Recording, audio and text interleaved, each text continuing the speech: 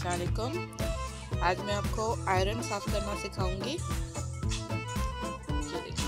इसके लिए हमें चाहिए होगी एक पैनाडोल टैबलेट या पैनाडोल एक्स्ट्रा और एक टॉवल टिश्यू। आयरन को हम थोड़ा सा हीट अप कर लेंगे। अब हम इसे पैनाडोल टैबलेट से इस तरह से साफ करेंगे और ये आप देख सकते हैं कि ये किस तरह से साफ होती जा रही है।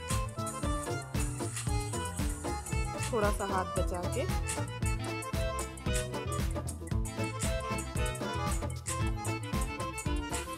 करने के बाद इसको टॉवल टिश्यू से अच्छी तरह से साफ कर लेंगे।